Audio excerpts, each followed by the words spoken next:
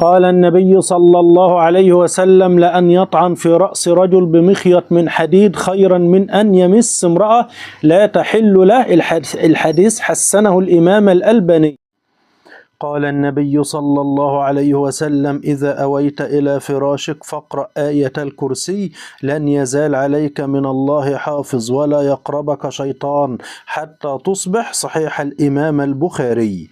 وقال النبي صلى الله عليه وسلم: ثلاثة إذا خرجنا لا ينفع نفسا إيمانها لم تكن آمنت من قبل أو كسبت في إيمانها خيرا: طلوع الشمس من مغربها والدجال ودبة الأرض. صحيح الإمام مسلم.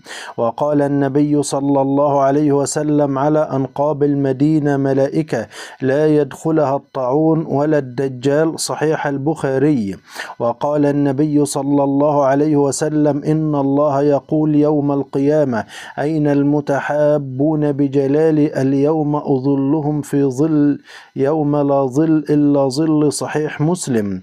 وقال النبي صلى الله عليه وسلم: رأى عيسى بن مريم رجل يسرق فقال له عيسى: سرقت؟ قال: كلا والذي لا إله إلا هو. فقال عيسى: آمنت بالله وكذبت نفسي، وفي رواية وكذبت عيني. الحديث صحيح عند الإمام مسلم.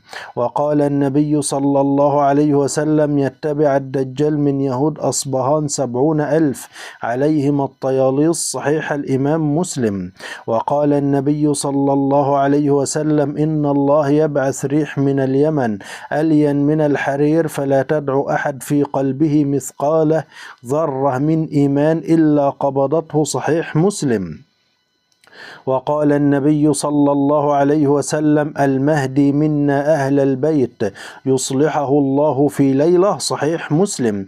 وقال رسول الله صلى الله عليه وسلم: اقرأوا القرآن ما ائتلفت قلوبكم فإذا اختلفتم فقوموا عنه. رواه البخاري.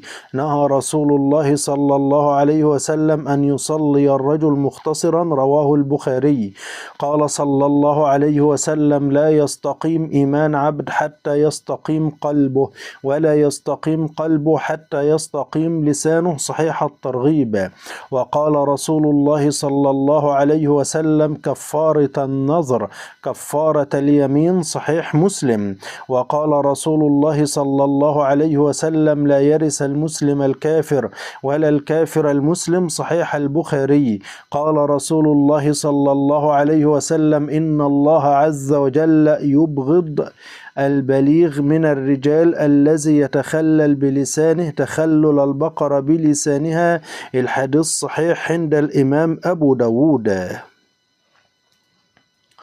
وقال صلى الله عليه وسلم: إن الله لا يرفع ذرية المؤمن إليه في درجته وإن كانوا دونه في العمل لتقر بهم عينه. ثم قرأ: الذين آمنوا واتبعتهم ذريتهم بإيمان. الحديث في السلسلة الصحيحة. وقال صلى الله عليه وسلم: مثل المؤمن الذي يقرأ القرآن مثل الأترجة. الأترجة يقال والله أعلم البرتقانة، يعني والله أعلم، ريحها طيب وطعمها طيب. ومثل المؤمن الذي لا يقرأ القرآن مثل التمرة لا ريح لها وطعمها حلو. ومثل المنافق الذي يقرأ القرآن مثل الريحان ريحها طيب وطعمها مر. ومثل المنافق الذي لا يقرأ القرآن كمثل الحنظلة ليس لها ريح وطعمها مر. الحديث صحيح عند الإمام مسلم.